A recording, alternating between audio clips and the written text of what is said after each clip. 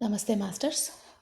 మనము మాట్లాడుకునేది ఈరోజు కథ కానీ, కాన్సెప్ట్ కానీ చెప్పుకునేది దేని గురించంటే, మనము ఎప్పుడు కూడా శ్రద్ధగా ఉండాలి. కలలో కూడా అబద్ధం చెప్పకూడదు. అంత శుద్ధిగా ఉండాలి అంటారు. కల కదా! కలలో అబద్ధం చెప్పకుండా ఎలా ఉంటాం? కలలో అంటే మన కంట్రోల్ ఉండదు కదా! కల ఏదో వస్తుంది. ఏదో మాట్లాడుకుంటాం. కల్లో తిడుతుంటాం. కల్లో చంపుతుంటాం. కలల్లో అన్ని రకాలుగా చేస్తుంటాం. కానీ కల్లో గూడా అబద్ధం చెప్పను నేను అంటే ఏంటి? అంత శుద్ధిగా ఉన్నాను అని అర్థం. ఇది చాలా వాడుకలో ఉన్న భాష. నేను కల్లో గూడా ఈ తప్పు చేయను. ఈ కల్లో గూడా నేనిట్లా అనుకోను. అంటే ఏంటి అంటే, నా ఒళ్ళు నా స్పృహలో లేకపోయినా, అంటే నేను నా కంట్రోల్‌లో లేకపోయినా, నా ఆలోచనలు మాత్రం నా కంట్రోల్‌లోనే ఉంటాయి. పడుకున్నప్పుడు మనకు తెలీదు గదా! ఎలా ఉన్నామో, ఎక్కడున్నామో ఏమీ గుర్తుండదు. కానీ నా ఆలోచనలు నా కంట్రోల్‌లో ఉన్నాయి అన్నంత స్టేజ్‌కి మనం వెళ్ళాలి. అదెట్లా అవుతది? ఎట్లా సాధ్యం?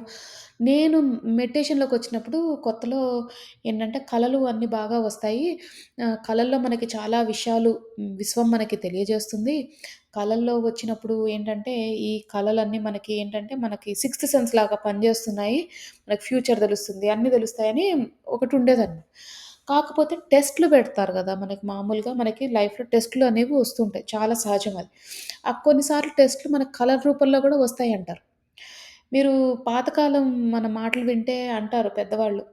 చనిపోయినట్టు కలొస్తే మంచిది అని.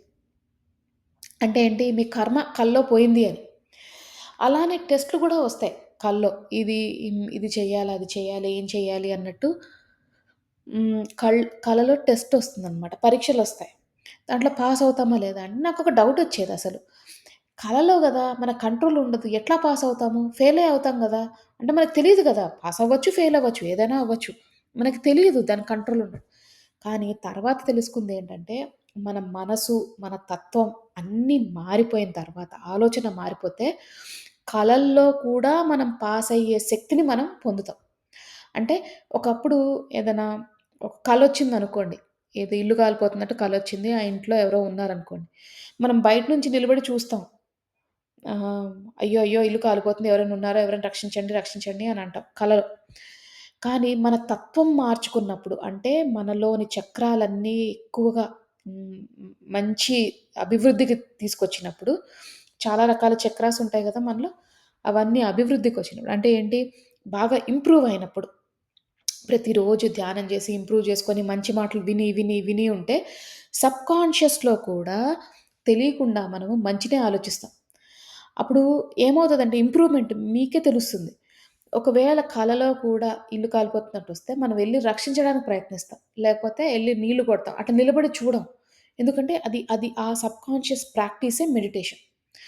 అలానే కలలో కూడా మనం ఇంప్రూవ్ అవ్వాలి అనుకున్నప్పుడు కంటిన్యూస్‌గా ప్రతిరోజు ధ్యానం చేయడం, సత్సంగాలు వినడం, మంచి వీడియోస్ వినడం, మంచి మంచి కథల గురించి చెప్పుకోవడం ఇవన్నీ చేస్తుంటేనే ఆ అభివృద్ధి స్టేజ్‌కి వెళ్తాం.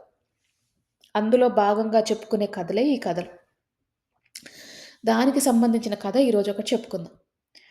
అయితే ఒక ఊర్లో ఒక వజ్రాలు అమ్మే వర్తక వ్యాపారి ఉండేవారనమాట. చాలా డబ్బున్నోళ్ళే. డబ్బులున్నాయి. అతనికి ముగ్గురు కొడుకులు. కూతుర్లు లేరు. ఆ ముగ్గురు కొడుకులకి హ్మ్. ఆస్తి డివైడ్ చేసేసాడు. అంటే పంచేసాడు. ఆస్తి పంచేయంగానే ముగ్గురు ఒకలాగా ఉండరుగా. ఒక తండ్రికి పుట్టిన వాళ్ళైనా ఒకళ్ళకి ఆశ ఎక్కువుంటది. ఒకళ్ళకి కోపం ఎక్కువుంటది. లేకపోతే ఇంకొకళ్ళకి ఇంకేదో ఎక్కువుంటది అట్లా. అది తెలుసుకోలేకపోయాడు తండ్రి. ఏమనుకున్నాడు ముగ్గురు నా పిల్లలే. ముగ్గురిని నేను సరిగ్గానే పెంచాను. ముగ్గురు ఒకలాగే ఉంటారు. ముగ్గురు ఒకలాగా ఉన్నప్పుడు నేనెందుకు వీళ్ళకి ఆహ్, వాళ్ళ తత్వాన్ని తెలుసుకొని నేనెందుకివ్వాలి? ఒకేలాగా వాటా ఇచ్చేస్తానని చెప్పి 3 పెద్ద వజ్రాలు, ఒక్కొక్క వజ్రం అమ్మితే బోలెడు డబ్బులొస్తాయి.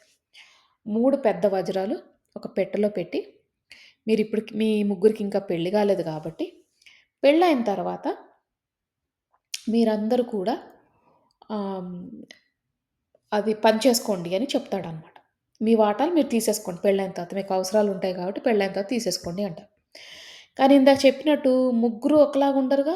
ఒకళ్ళకి ఆశ ఎక్కువ, ఒకళ్ళకి కోపం ఎక్కువ, ఒకళ్ళు ఏదెక్కువుందో మనకు తెలీదు. బయటికి ఒకలాగే మంచిగానే నటిస్తారు చాలామంది. కానీ లోపల ఏముందో మనకు తెలీదు. అది వాళ్ళకి వాళ్ళే తెలుసుకోవాలి.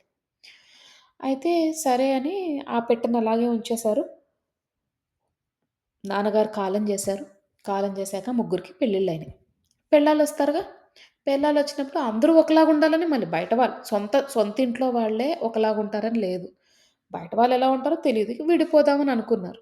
విడిపోదామని అనుకున్నప్పుడు ముగ్గురికి 3 వజ్రాలు డివైడ్ చేయాలి. డివైడ్ చేసుకున్నప్పుడు ఆ పెట్టె ఓపెన్ చేస్తే అందులో రెండే ఉన్నాయి. 3 వజ్రాలు 2 ఉన్నాయి. దాన్ని ఎట్లా సాల్వ్ చేయాలి?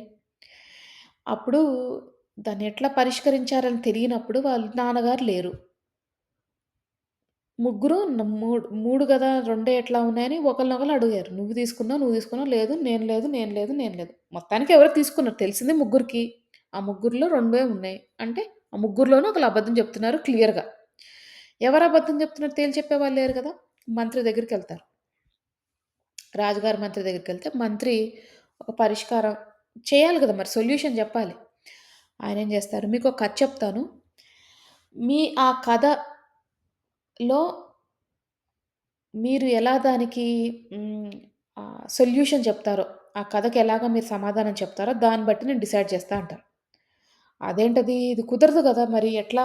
అని అనుకుంటా. అనుకోంగానే అయినా సరే తప్పదు మరి ఇంక ఇప్పుడు దాని పరిష్కారం గావాలి అని ముగ్గురు అన్నదమ్ములకి కథ జెప్తారు. ఆ కథేంటంటే ఈ ఆహ్, ఒక ఊర్లో అంటే ఒక రాజుగారు, ఒక రాజుగారు ఉండేవారు. ఆ రాజుగారికి ఒక కుమార్తె. ఈ ఊరు గాదు. ఇంకో ఊర్లో ఒక రాజుగారు కుమార్తె. ఆ కుమార్తె రాజుగారికి ఒకతే కుమార్తె, అబ్బాయిలు లేరు. చాలా బాగా పెంచారు అమ్మాయిని. చదువు నేర్పించారు, ఖడ్గం అంటే ఫైటింగ్ నేర్పించారు, మల్లయుద్ధం నేర్పించారు, అన్నీ నేర్పించారు. అసలు అబ్బాయిలాగే పెంచారు రాజుగారిని. అసలు దేనికి ఆ అమ్మాయిని. రాజుగారికి ఏ లోటు రాకుండా నెక్స్ట్ రాజ్యాన్ని చూసుకునేటట్టు పెంచారు. పెంచంగానే అలానే చదువు కూడా చెప్పించారు. ఒక గురువుగారి దగ్గరికెళ్ళి చదువుకోవాలి. చదువు చెప్పించేటప్పటికి ఆ గురువుగారు ఆ అమ్మాయికి చక్కగా చదువు చెప్తే ఆ అమ్మాయి నేర్చుకుంది. చదువు నేర్చుకుంది. అన్నీ నేర్చుకుంది. నేర్చుకోగానే పెళ్లి చేసే టైం వచ్చింది. పెళ్లి గూడా చేసేసారు ఆ అమ్మాయికి. ఇంకో పక్కనున్న రాజుగారి దగ్గరికి పెళ్లి చేశారు. పెళ్లి చేసేసిన తర్వాత ఆ అమ్మాయి ఆహ్, గురువుగారు మరి చదువయిపోయింది. పెళ్లి గూడా అయిపోయింది గదా! గురువుగారంటారు, "నీకు రాజ్యం ఇవ్వాలంటే నీకు టెస్ట్ పెట్టాలి." ఓకే. పరీక్ష పెట్టాలి. నీకట్లా ఎట్లా ఇట్లా ఇచ్చేస్తాం రాజ్యము. నువ్వు అమ్మాయివి. ఆ రోజుల్లో అమ్మాయిలకి అంత హక్కు లేదు. నువ్వు ఎంత నేర్చుకున్నా, ఎంతున్నా అదేంటి ధైర్యం అనేది ఒకటుండాలి. మనసు ధైర్యం. ఆడవాళ్ళకి కొంచెం ఎక్కువ మనసు ధైర్యం ఎక్కువుండదు. ఊరికే గబుక్కున ఏడ్చేస్తారు, భయపడిపోతారు. ఎవరైనా ఏదైనా అంటే, అమ్మో! వాళ్ళు నన్నట్లా అన్నారు అంటారు. అవన్నీ గురువుగారు గదా! ఆయనకెంతో విజ్ఞానం ఉంది. ఎంతో అమ్మాయిల్ని చూసారు. నీకు టెస్ట్ పెడతానంటే, ఆ అమ్మాయి అంటది, "ఏ టెస్ట్ అయినా పర్లేదు. నేను రెడీనే" అంటది ఆ అమ్మాయి. మీరు పెట్టండి. పెట్టాల్సిన బాధ్యత మీది. నేను రెడీనే అని ఒప్పుకుంటది. ఒప్పుకోంగానే ఆ రాజుగారంట ఆ గురువుగారంటారు, "సరే నీకు టెస్ట్ పెడతాను. ఎలా పెడతానో, ఎట్లా పెడతానో నన్నడక్కు. నేను పెడతాను నీకు టెస్టు. చూద్దాం. నువ్వు మంచిగా చేస్తే నేనే చెప్తాను" అంటాడు. ముందే చెప్తాడనమాట. చెప్పంగానే సరే అనుకుంటది. చాలా రోజుల వరకు హ్మ్, హ్మ్, గుర్తు చేయడు గురువుగారు. టెస్ట్ రా నీకు పరీక్ష అంటే మనకేంటి ఎగ్జామ్ అంటే ఎగ్జామ్ చెప్పి పెడతారు. నీకివాళ మ్యాథ్ ఎగ్జామ్ ఉంది, ఇంగ్లీష్ ఎగ్జామ్ ఉంది అని చెప్పి పెడతారు. ఆ గురువుగారు అట్లా పెట్టే రకం కాదు. అంటే ఎప్పుడు పెడదాం అనుకున్నారో ఏముందో మనకి తెలీదు. ఆయన మనసులో ఏముందో అసలు పెడతారో పెట్టరో కూడా తెలీదు. ఇక్కడేమో ఈ రాణి గారు పెళ్లి చేసుకున్నారు కదా! ఒకతన్ని. అతన్ని రాజు చేద్దామని అబ్బాయిలు లేరు గదా! ఈ అమ్మాయి అంతా నేర్చుకున్నా కొంతమంది ఈమె రాజు పదవిని తీసుకుంటా అంటే కొంతమంది యెస్ అంటారు. కొంతమంది నో అంటారు. ఒకళ్ళు ఓకే అంటారు. ఒకళ్ళు కాదు అంటారు. అందుకు ఆవిడ భర్తని రాజుని జేయడానికి మొత్తానికి ప్లానేశారు. ఈ అమ్మాయి గూడా మర్చిపోయింది. గురువుగారు అట్లా అన్నారు అన్న విషయం అంతా గూడా మర్చిపోయింది. అసలు గుర్తులేదు తనకి. టెస్ట్ పెడతా అన్నారు, ఇది పెడతా అన్నారు. ఆమె ఏదో రాజ్యంలో ఉన్న పనులతో బిజీ అయిపోయింది. అందరికీ హెల్ప్ చేస్తుంది. ఆడవాళ్ళకి కత్తి యుద్ధం అవన్నీ నేర్పిస్తుంది. వాళ్ళని గూడా బలంగా జేయాలని మంచి ఉద్దేశం, మంచి భావనతోటే ఉంది. ఉన్నప్పుడు ఏమైందంటే సడెన్‌గా ఒకరోజు రాజుగారు లేని టైంలో అంటే ఈ అమ్మాయి వాళ్ళ భర్త లేని టైంలో గురువుగారొచ్చి అన్నారు, "ఏమ్మా అప్పుడే మర్చిపోయావా నన్ను" అన్నారు. "అదేంటి గురువుగారు మిమ్మల్ని ఎలా మర్చిపోతా" అంటే, "మరి నాకు గురుదక్షిణ ఎక్కడిచ్చావు" అని అడుగుతారు గురువుగారు. గురుదక్షిణ అయ్యో! గురుదక్షిణ మీరు అడగండి నేనిస్తాను అంటే గురువుగారు ఏమంటారంటే, "నువ్వు రాత్రి మా ఇంటికి రా. బాగా తయారయ్యి రా." అంటే మంచిగా తయారయ్యి రావా అంటే, ఎవరైనా మనని తయారయ్యి అట్లా రా అంటే మనకేమో చెడు ఆలోచనలొస్తాయి మనసులో. అట్లా ఎవరు ఆయన గురువుగారు ఒక్కడే ఉంటాడు. ఆయన రాత్రి రమ్మన్నాడు. ఆ రాణిలాగా రెడీ అయ్యి రమ్మన్నాడు. అంటే ఏంటి? చెడాలోచన. ఫస్ట్ మనకొచ్చేది చెడాలోచన. తను మాత్రం ఏం మాట్లాడలేదు. సరే అండి తప్పకుండా వస్తాను అంట. అనంగానే భర్తొస్తాడు ఇంటికి. భర్త లేని టైంలో వచ్చాడుగా గురువుగారు చెప్పేసి ఎళ్ళిపోయాడు. భర్తొస్తాడు. భర్త రాంగానే భర్తకి చెప్తది. ఇట్లా అంటే, "అదేంటది రాజుగారు గురువుగారు అట్లెట్లా పిలుస్తారు నిన్ను? ఇది కాదు కూదు" అంటే, "లేదు కుదరదు. ఆయన గురువుగారంటే దైవంతో సమానము. నేను వెళ్ళాల్సిందే." భర్త బెదిరిస్తాడు. "నువ్వు గనక వెళ్ళావంటే నేను నీతో కలిసుండను" అని. ఆవిడంటది, "నాకు ఈ స్థితిలో నేనుండడానికి కారణం గురువుగారే. నాకెంతో ధైర్యాన్నిచ్చారు. నాకెంతో మనోబలాన్నిచ్చారు. నేను ఆడవాళ్ళకి కొంచెం సహాయం జేసే తత్వాన్ని నాకిచ్చారు. చదువునిచ్చారు. ఇంతిచ్చారు. ఆయన ఆయన పిలిస్తే నేను వెళ్ళాలి. అది నా బాధ్యత. నా ధర్మం గూడా. చెయ్యాలి." అని అనంగానే భర్తకి కోపమొస్తది. అతనంటాడు, "నువ్వేదైనా చేసుకో. నేను నీకు నువ్వు నాతో కలిసి ఉండకూడదు" అని. కానీ ఆ భర్తకు కొంచెం ఆసుంది ఎక్కడో. ఎందుకంటే ఈ రాజుని చేస్తున్నారుగా. ఈ రాజుని చేసే ప్రయత్నాల్లో ఉన్నారు. అప్పుడే ఈ గురువుగారొచ్చి ఆయన లేని టైంలో వచ్చి ఈమెను అడిగాడు ఈ కోరిక. అట్లా కాదు అని చెప్పి తిను తయారయ్యి వెళ్తది గురువుగారి దగ్గరికి. వెళ్ళినప్పుడు వెళ్తూ ఉంటే తోవలో ఒక దొంగ కనిపిస్తాడు. నేను ఈ నగలన్నీ నాకిచ్చేయంటే అంటది ఆహ్, నా దగ్గర ఇక్కడ ఎవరు లేరు. నేను ఎవరితో రాలేదు. నేను రాణిగారిని. ఈ నగల కంటే నేను నీకెక్కువ నగలిస్తా. నేనొచ్చింది ఒక పని మీద. మా గురువుగారు ఒకటడిగారు. ఇట్లా తయారై రమ్మని అడిగారు. అడిగినప్పుడు నేను వచ్చాను. ఆ పనిని భంగం చేయించకు.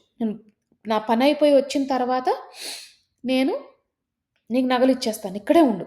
ఎవరు లేరు గదా! చూసావు గదా! నాతో పాటు. నువ్విక్కడే ఉండు అంటే, ఆ దొంగ అక్కడే ఉంటాడు. ఈవిడ లోపలికెళ్తది. ఎళ్ళంగానే గురువుగారి పాదాల దగ్గర కూర్చొని నమస్కరిస్తది. నేను వచ్చానండి మీరు చెప్పినట్టే అంటది. అప్పుడు గురువుగారు కళ్ళలో నీళ్ళు తెచ్చుకుంటాడు. తెచ్చుకొని అంటాడు, "అమ్మా! నేనలా అడిగినప్పుడు అది ఒక చెడు ఉద్దేశంగా వెళ్ళింది. కానీ నువ్వు నా గురించి తెలిసి మా గురువుగారు అలాంటి వాడు కాదు అని అర్థం చేసుకొని అంటే జడ్జ్ చేయకుండా మీ భర్తతో మాట్లాడి, పోట్లాడి ఇక్కడికొచ్చావు.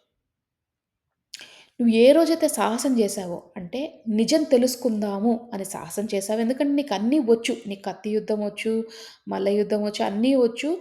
నేనేదైనా తప్పుడు పని చేస్తే నన్ను కొట్టేంత శక్తి నీకుంది. ఎందుకంటే నువ్వు అన్నీ నేర్చుకున్నావు. రెడీ అయ్యి ఉన్నావు. కానీ నువ్వేంటి నన్ను పిలిచేది అని ఎప్పుడూ అనలేదు.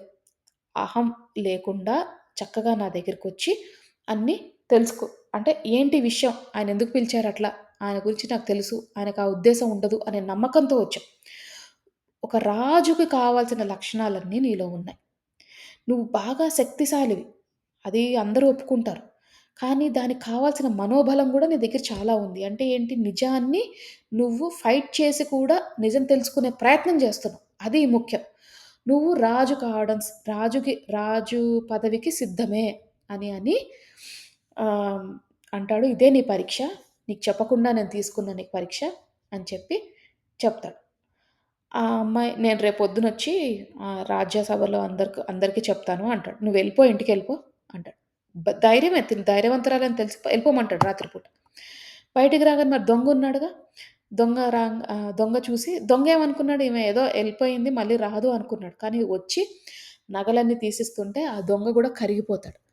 "అదేంటమ్మగారు నేను ఇంత తప్పు చేశాను. మీరు ఇంత మంచివారని నాకర్థం కాలేదు. మీకు చాలా మంచి మనసుంది" అని చెప్పంగానే ఆ దొంగ చాలా ఫీలవుతాడు ఆమెను చూడంగానే. అప్పుడామె అంటది, "నువ్వు పరిస్థితుల కారణం వల్ల దొంగయ్యావుగా, నా రాజ్యంలోకి రా నీకు ఉద్యోగం ఇప్పిస్తా" అంటది. వెళ్తాడు. వెళ్ళంగానే దొంగని తీసుకొనొచ్చినప్పుడు భర్త అడుగుతాడు. ఎవరు ఇతను ఏంటి అంటే జరిగిందంతా చెప్తది. అంటే ఆ కాలంలో ఇట్లా అబద్ధాలు చెప్పడాలు, మోసాలు చేయడాలు అంతా చెప్తది. పరీక్ష పాస్ అయ్యాను ఇదంతా. ఆ భర్త గూడా మారతాడు. అయ్యో! నా భార్య ఇంత మంచిది అసలు ఇంత ధైర్యవంతురాలు, ఇంత ఇది నేనేదో ఎక్కడో ఏదో తప్పుగా ఆలోచించానని భర్త గూడా మారతాడు. ఇప్పుడు ఈయన ఎవరు మన మంత్రి గారున్నారు కదా! అడుగుతాడన్నమాట ఈ ముగ్గురిని. ఇన్ వీళ్ళందరూ ఉన్నారుగా, వీళ్ళందరిలో మీకు ఎవరి గొప్పతనం కనిపిచ్చింది? ఔదార్యం.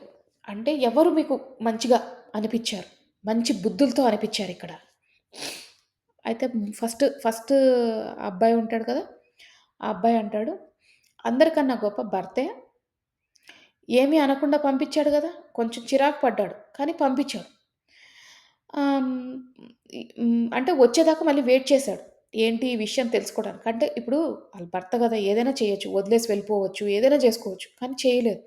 అతను నిజం తెలియడానికి ఉన్నాడు. ఒక అమ్మాయిని పంపించడం వరకు అది ఇది అంటే అంత ఈజీ గాదు. కానీ చేశాడు ఆ పని అని అంటాడు. అనంగానే ర హ్మ్.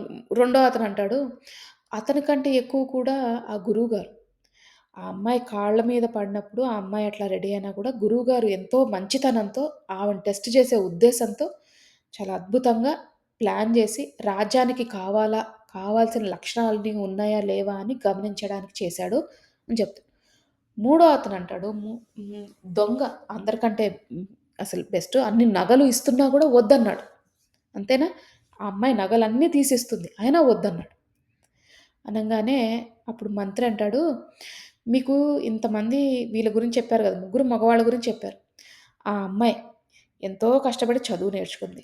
చదువు నేర్చుకొని మంచి విలువలు నేర్చుకొని దాన్ని పాటించింది. భర్తకి చెప్పి వెళ్ళింది గురువుగారి దగ్గరికి. గురువుగారి కాళ్ళ దగ్గర కూర్చొని గురువుగారిని బ్రతిమలాడింది, అడిగింది.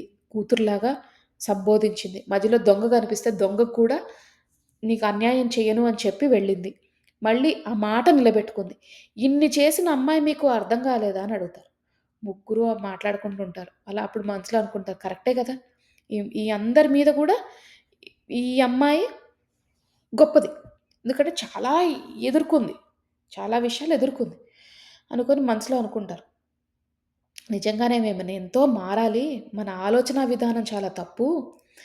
అమ్మాయి అన్ని కోణాల్లో చూసుకోవాలి గదా! అది చూసుకునే పద్ధతి ఉండాలి అని అనుకుంటారన్నమాట. అనుకోంగానే ఇప్పుడు దొంగ ఇంకా ప్రాబ్లమ్ ఉంది గదా! దొంగ ఎవరో కనిపెట్టలేదింకా. ఎవరు అంటే ఆ మంత్రి గారు ఇద్దరు ఫస్ట్ 2 ఆహ్, అన్నదమ్ములకి ఇచ్చేస్తాడు. మూడో వాడికి ఇవ్వడు ఆ వజ్రాలు. 2 వజ్రాలుంటే పెద్దతనికి, రెండో అతనికి ఇచ్చేస్తాడు. మూడో వారికి ఇవ్వడు. అర్థమైపోయింది వాళ్ళకి. ఓహో! మూడో వాడు తప్పు చేశాడు అని అందరికి అర్థమైపోయింది. సభలో గూడా అందరికి అర్థమైపోయింది. ఎళ్ళిపోయారు ముగ్గురు. తర్వాత మళ్ళీ రాజుగారొచ్చి అడుగుతారు. "నువ్వు ఇది ఎట్లా సాల్వ్ చేశావు?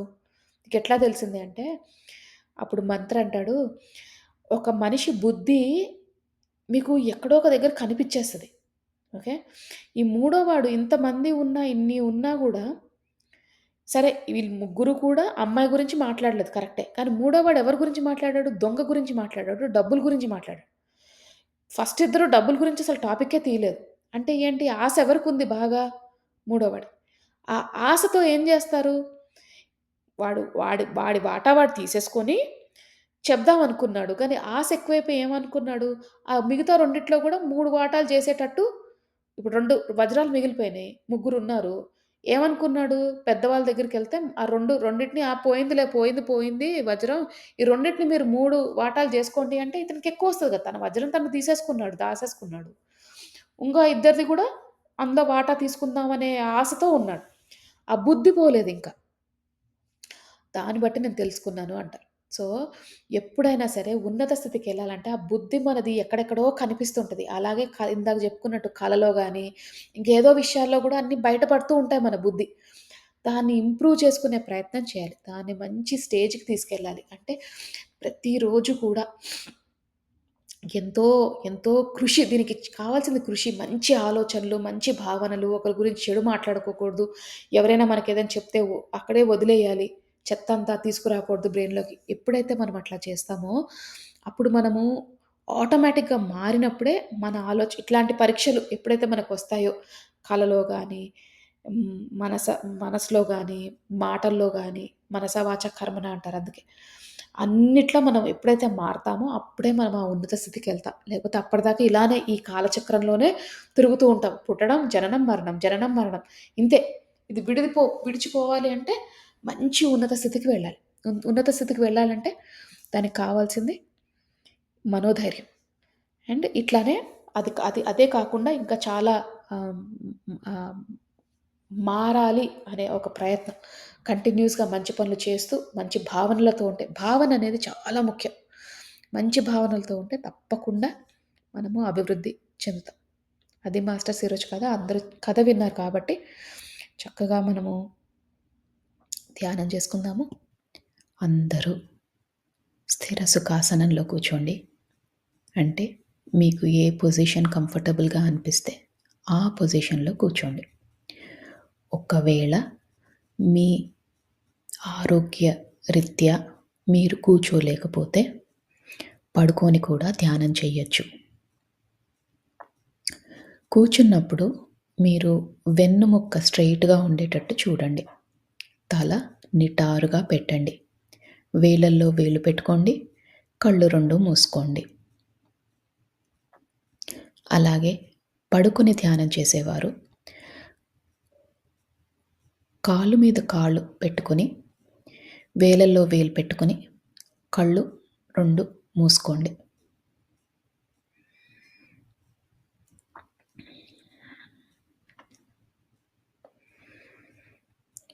ఇప్పుడు మనము నిండు శ్వాసని తీసుకుందాం. అంటే శ్వాస ఎంత నిండుగా ఉండాలంటే, మనం శ్వాస లోపలికి పీల్చుకుంటున్నప్పుడు, ఈ విశ్వంలోని సమస్త కాస్మిక్ ఎనర్జీ అంతా కూడా మీ శరీరంలోకి వెళ్తున్నట్టు భావించండి. ఈ విశ్వంలో ఎంతో మంచి పాజిటివ్ ఎనర్జీ ఉంది. అదంతా కూడా మనం స్వీకరిస్తున్నాం. మన శరీరాన్ని, మన మనసుని ఓపెన్ చేసి పెట్టుకున్నాం. ప్రతి ఒక్క కాస్మిక్ ఎనర్జీ గానీ, పాజిటివ్ ఎనర్జీ గానీ రిసీవ్ చేసుకునే స్థితిలోకి వెళ్ళబోతున్నాం.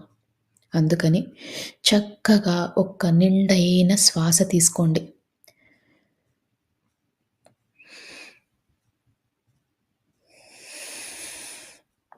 ఆ శ్వాసని వదిలేసేటప్పుడు మనలోని సరికాని ఆలోచనలు, చికాకులు, టెన్షన్లు ఏవైనా ఉంటే అవన్నీ తొలగించుకునే ప్రయత్నం చేయండి. ఈ నిండైన శ్వాస తీసుకున్నప్పుడు మీ ఊపిరితిత్తులు నిండుగా అనిపిస్తాయి. అలాగే ఆ శ్వాసని వదిలేసేటప్పుడు చాలా తేలికైపోతాయి. దీన్ని గమనించండి. ఇలానే ఒక 5 సార్లు నిండైన శ్వాస తీసుకొని వదిలేసే ప్రయత్నం చేయండి.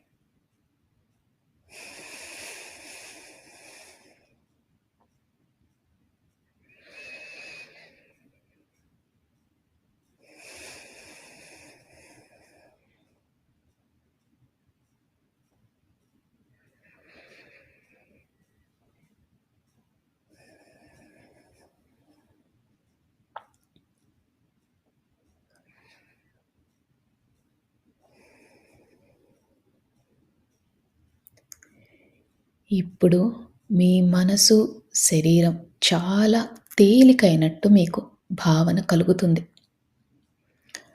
మనమిప్పుడు శరీరంలో ప్రతి భాగాన్ని రిలాక్స్ చేసుకునే ప్రయత్నం చేద్దాం. అంటే ముందుగా సహస్రారం, తల భాగం దాన్ని రిలాక్స్ చేసుకునే ప్రయత్నం చేద్దాం.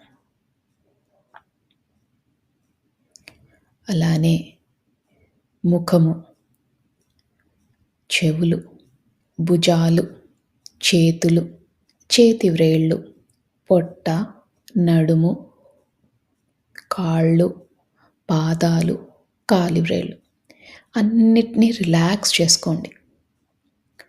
రిలాక్స్ చేయడం అంటే మీరు కంఫర్టబుల్ పొజిషన్‌లో కూర్చున్నట్టు, అలానే తేలిగ్గా అయినట్టు మీకు అనిపిస్తే మీ శరీరం రిలాక్స్ అవుతున్నట్టు.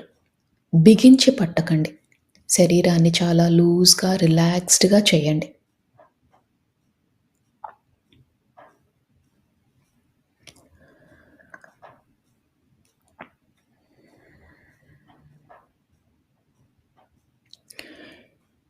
ఇప్పుడు మీ శరీరం అంతా రిలాక్స్ అయింది.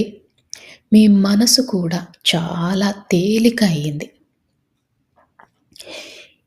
ఇక అతి ముఖ్యమైన విషయం, మీరు ఎలాంటి సమస్యతో బాధపడుతున్నా, ఎలాంటి స్థితిలో ఉన్నా, ఇదంతా తాత్కాలికమని మాత్రమే గుర్తించండి. ఎందుకంటే ఏ సమస్యకైనా ఒక సమాధానం ఉంటుంది. దాని దొరికే ప్రయత్నమే, దాన్ని కనుక్కునే ప్రయత్నమే ఈరోజు మనం చేసే ఈ ధ్యానం. అందుకని శరీరం అంతా రిలాక్స్ చేస్తున్నాం, మనసుని రిలాక్స్ చేస్తున్నాం. ఎలాంటి పరిస్థితులైనా కూడా ఒక అరగంట పాటు మనం అది పక్కన పెడుతున్నాం, అంటే దాన్ని మర్చిపోయే ప్రయత్నం చేస్తున్నాం. మరి ఇది మర్చిపోవాలంటే మనకి ఆ భగవంతుని శక్తి కావాలి. మీ ఇష్టదైవమైన, ఎవరైనా మీ ఇష్టదైవం ఉంటే ఆ ఇష్టదైవాన్ని మనస్ఫూర్తిగా నమస్కరించుకోండి. అలానే ఒకవేళ మీ ఇష్టదైవం లేకపోయినా, భగవంతుడి పైన నమ్మకం లేకపోయినా, ఈ విశ్వంలోని ఉన్న కాస్మిక్ ఎనర్జీ, ఆ పాజిటివ్ ఎనర్జీ ఏదైతే మనల్ని నడిపిస్తుందో దాన్ని నమస్కరించుకొని, కృతజ్ఞతలు తెలియజేసుకొని మనతో పాటు ధ్యానం చేయడానికి ఆహ్వానించండి. మీ ఇష్టదైవాన్నైనా, ఈ పాజిటివ్ ఎనర్జీనైనా మనతో పాటు ధ్యానం చేసే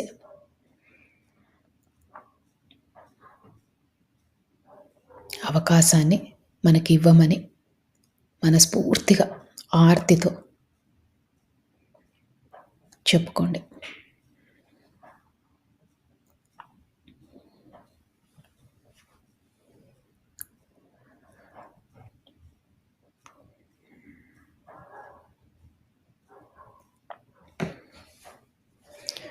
మీ శరీరం అంతా తేలికైపోయింది. మీ మనసు కూడా చాలా తేలిగ్గా ఉంది. ఇక మనం ధ్యాన లోతుల్లోకి వెళ్దాం.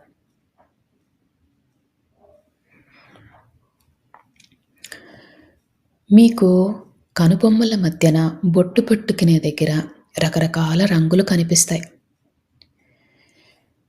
కొన్నిసార్లు విజన్స్ కానీ, కాంతులు కానీ కనిపిస్తాయి. దాన్ని థర్డ్ ఐ లొకేషన్ అంటారు. ఈ ధ్యానం మొత్తంలో కూడా ఆ లొకేషన్లో, అంటే మీ కనుబొమ్మల మధ్యన దృష్టి పెట్టేలాగా, దాని మీద ఫోకస్ పెట్టేలాగా చూసుకోండి. మీకు ఎప్పుడు ఆలోచనలు వచ్చినా నెమ్మదిగా శ్వాస మీదికి ధ్యాస మరల్చండి. ఆలోచనలు వస్తూ ఉంటాయి, అది చాలా సహజం. ఆలోచనలు వచ్చినప్పుడల్లా నెమ్మదిగా శ్వాస లోపలికి ఎలా వెళ్తుంది, ఎలా బయటికి వస్తుంది అని గమనించండి.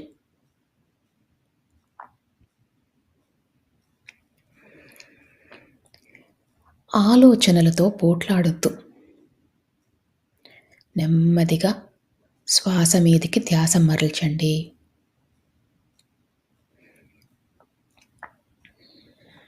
ఈ ప్రక్రియలో, ఈ ధ్యాన ప్రక్రియలో చాలాసార్లు ఆలోచనలు వచ్చే అవకాశం ఉంది.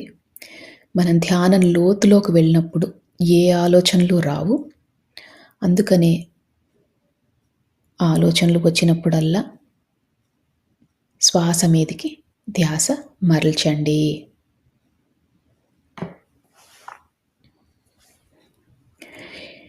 మనం ధ్యాన లోతుల్లోకి వెళ్ళబోతున్నాము. ఇక 3 సార్లు మళ్ళీ మంచి నిండైన శ్వాస తీసుకొని వదిలేయండి. శ్వాస తీసుకుంటున్నప్పుడు మీతో పాటు ఉన్న భగవంతుని శక్తి కూడా మీ దగ్గరికి వస్తున్నట్టు, అలానే ఈ విశ్వంలోని కాస్మిక్ ఎనర్జీ శక్తి అంతా కూడా మీ శరీరంలోకి వెళ్తున్నట్టు భావించండి. ఈసారి ఆ శక్తి రెండింతలయ్యింది. ఎంతో అద్భుతమైన ఈ శక్తిని మనం స్వీకరిస్తున్నాం. అందుకని శ్వాస లోపలికి వెళ్ళేటప్పుడు చక్కగా నిండుగా మీ ఊపిరితిత్తులన్నీ కూడా నిండుగా అయ్యేటట్టు భావించి ఆ శ్వాసని తీసుకొని మళ్ళీ వదిలేయండి. ఇలా 3 సార్లు చెయ్యండి.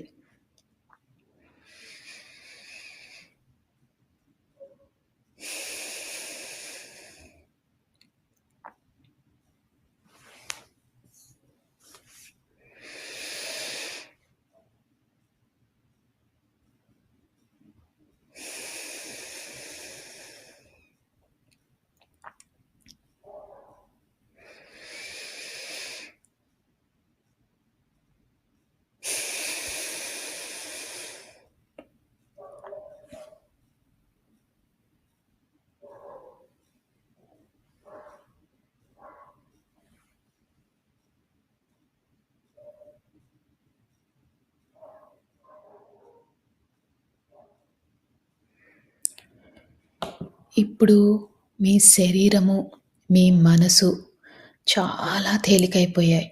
ఇంకా మీరు ధ్యాన లోతుల్లోకి వెళ్లారు. అంటే మీ పక్క జరిగేవి ఏమి వినిపించవు. నా మాటలు మాత్రమే వినిపిస్తున్నాయి.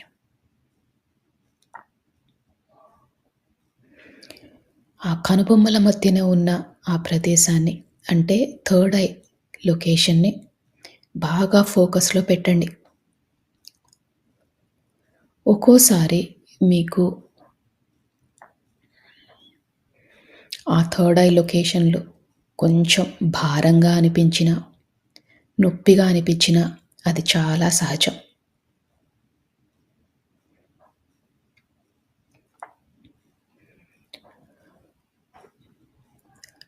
మన ఇష్టదైవంతో పాటు, ఈ విశ్వంతో పాటు మనము ఇంకా ధ్యాన లోతుల్లోకి వెళ్తున్నాం.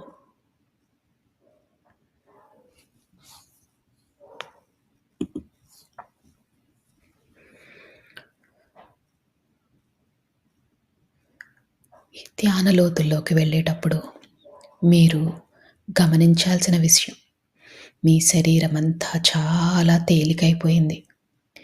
మీకు ఎలాంటి ఇబ్బందులు లేవు. మీరు చాలా ధ్యాన స్థితికి వెళ్ళబోతున్నారు. ఈ విశ్వం మనకు సహకరిస్తుంది. మనము అద్భుతమైన స్థితికి వెళ్ళబోతున్నాం.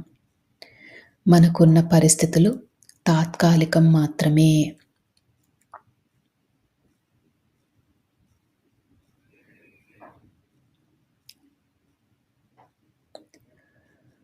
మనము ఈ జీవితానికి, ఈ విశ్వానికి, మన ప్రయాణానికి, ఈ జీవన ప్రయాణానికి కృతజ్ఞతలు తెలియజేసుకోవాలి. ఎందుకంటే ఎంతో అదృష్టం ఉంటే మనం ఈ ధ్యాన మార్గంలోకి వచ్చాము. జ్ఞానాన్ని తెలుసుకుంటున్నాము. అందుకని మనము మనస్ఫూర్తిగా ఒకసారి కృతజ్ఞతలు కూడా తెలియజేసుకుందాం.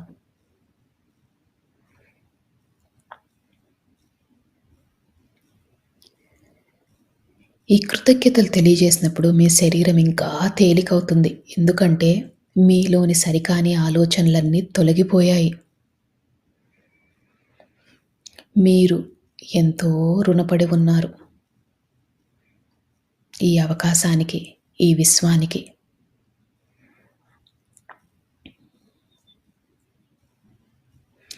మనసుని బాగా తేలిక చేసుకోండి. అదే స్థితిలో ఉండండి.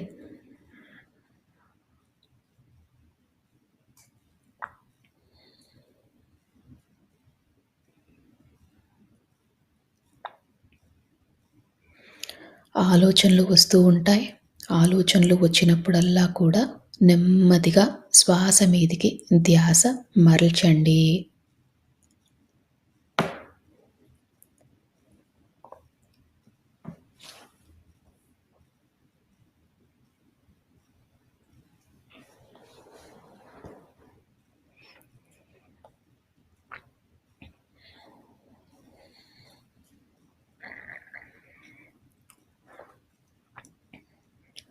మనము మానవ జన్మ ఎత్తిందే కర్మలు తీర్చుకోవడాని కోసం. అంటే ఎన్నో జన్మలుగా కర్మలు చేస్తున్నాం.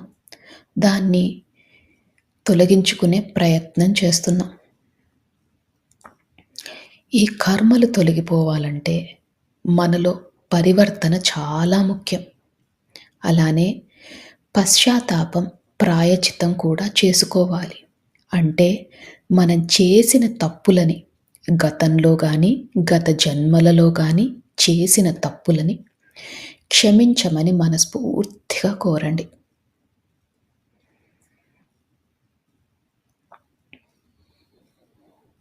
అలానే పరివర్తనలో ఉంటాము అని సహాయం కావాల్సిన వాళ్ళకి సహాయం చేస్తామని మనస్ఫూర్తిగా సంకల్పం చేసుకోండి.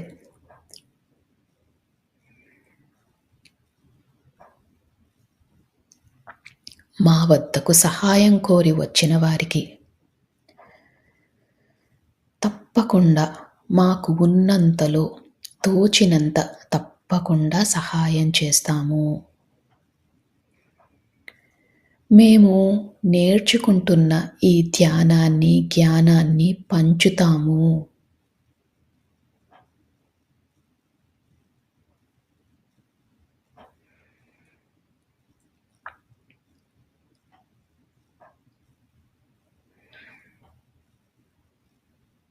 ప్రతి జీవాత్మకు కూడా మా వల్లే సుఖంగా బ్రతికే హక్కు ఉందని తెలుసుకున్నాము.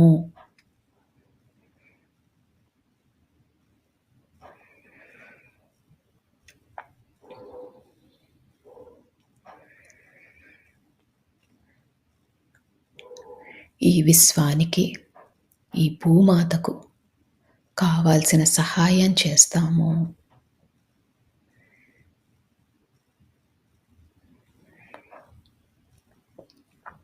ఈ సంకల్పాలు మనం చెప్పుకున్నప్పుడు మీ శరీరం ఇంకా తేలికవుతుంది. మీ మనసు కూడా బాగా తేలికవుతుంది.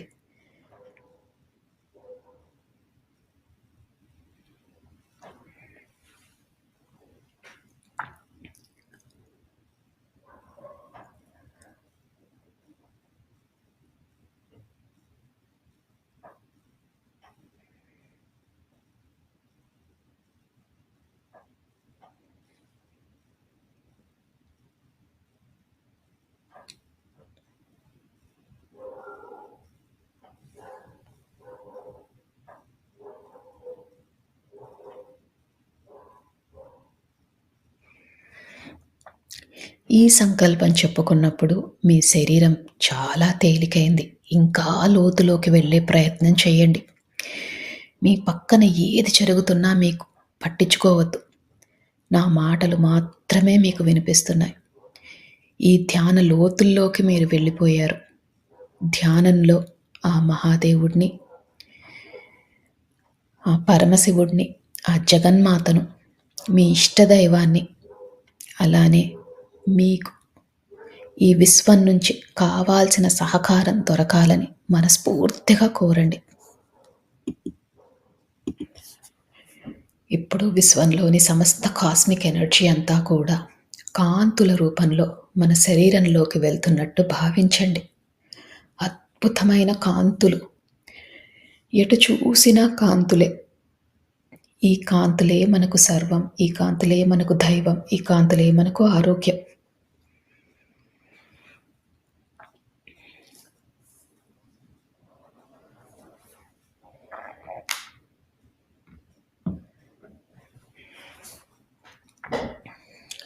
ఈ అద్భుతమైన కాంతుల వల్ల మన శరీరం చాలా ఆరోగ్యంగా ఉంటున్నట్టు భావించండి.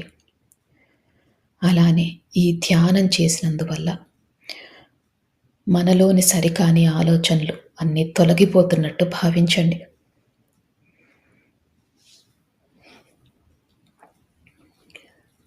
ఈ రోజు నుంచి మన కుటుంబ కలహాలన్నీ తొలగిపోతాయి. మన ఆర్థిక స్థితి మెరుగుపడుతుంది. మనం పడుతున్న మానసిక వ్యధ తొలగిపోతుంది. మన ఆరోగ్యం మెరుగుపడుతుంది. అద్భుతమైన కాంతులు, ఎటు చూసినా కాంతులే.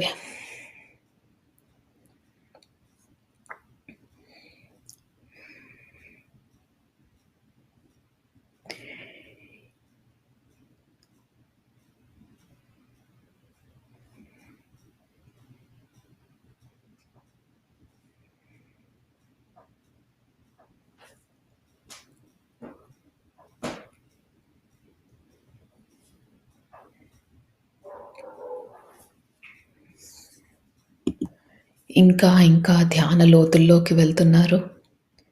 అద్భుతమైన స్థితి. శరీరము, మనసు అన్నీ తేలికైపోయాయి.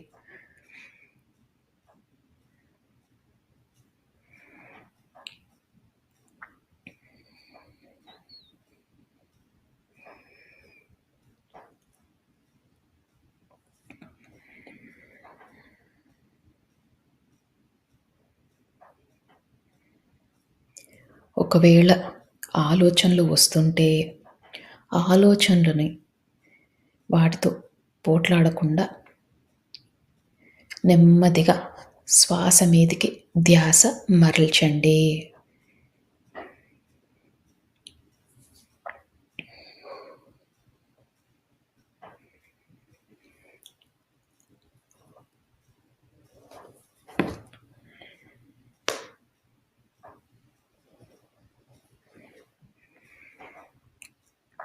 ఇంకా ఇంకా ధ్యాన లోతుల్లోకి వెళ్తున్నారు.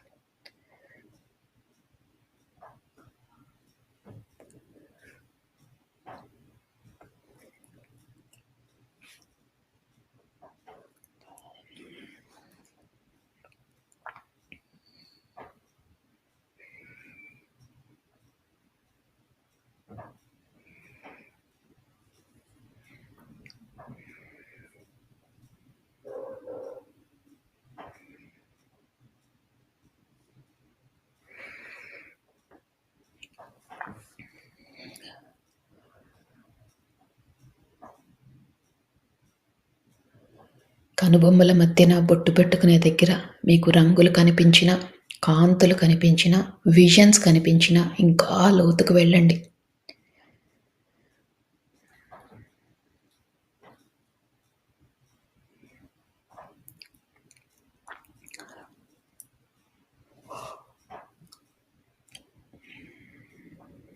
అద్భుతమైన ధ్యాన స్థితిలో ఉన్నారు.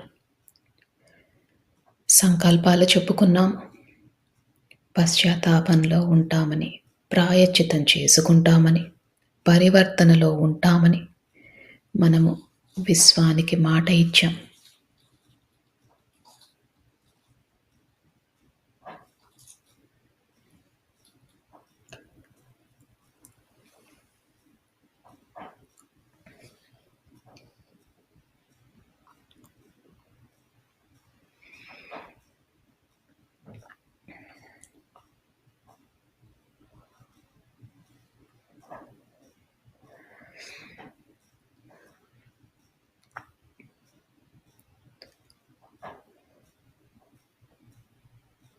మీ శరీరాన్ని గమనించండి.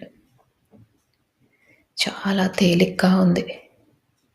ఇదే స్థితిని కొనసాగిస్తూ ఇంకా ధ్యాన లోతుల్లోకి వెళ్ళండి.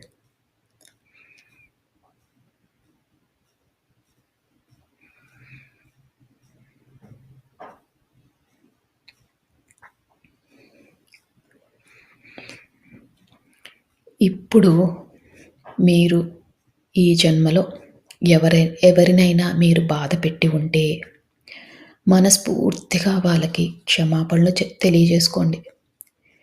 అజ్ఞానంతో, అహంకారంతో వాళ్ళని బాధ పెట్టాము అని మనస్ఫూర్తిగా వాళ్ళని క్షమించమని కోరండి.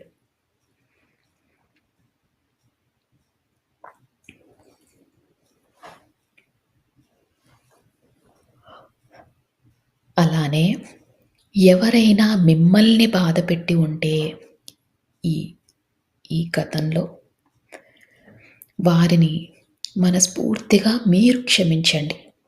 వారు తెలియక, అజ్ఞానంతో, అహంకారంతో తప్పులు చేసి ఉంటారు. అందుకని మీకు వారిపైన ఎలాంటి కోపమున్నా, ద్వేషమున్నా అవన్నీ తొలగించుకోండి.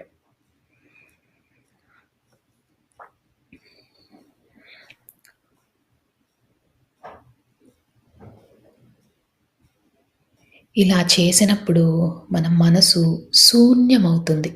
మనసు శూన్యమైనప్పుడే ఈ విశ్వంతో అనుసంధానం అవ్వగలం. మీ ఇష్ట దైవంతో అనుసంధానం అవ్వగలం. అందుకని ఎవరిపైనైనా కోపం గానీ, ద్వేషం గానీ ఉంటే అవన్నీ తొలగించుకోండి. శూన్య స్థితికి చేరుకోండి.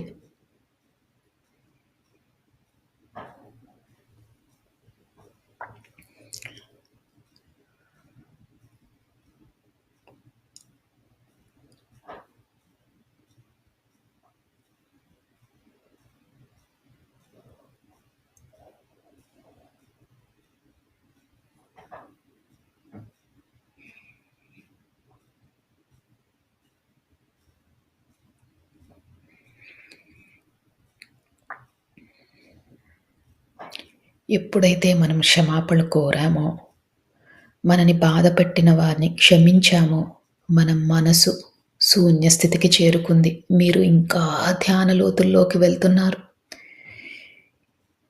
ఆ విశ్వంతో అనుసంధానం అవుతున్నారు.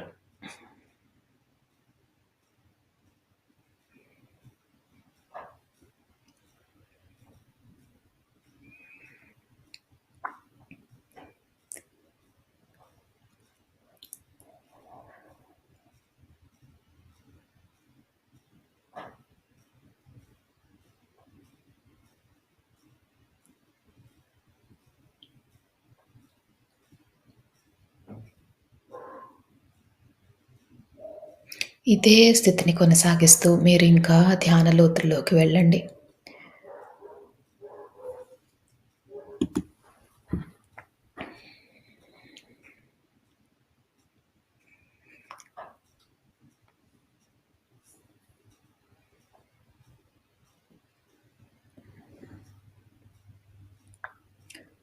అద్భుతమైన ధ్యాన స్థితిలో ఉన్నారు. ఇదే స్థితిని కొనసాగిస్తూ మీరు ఇదే స్థితిలో ఉండొచ్చు. ఒకవేళ ఈ స్థితి నుంచి బయటికి రావాలనుకుంటే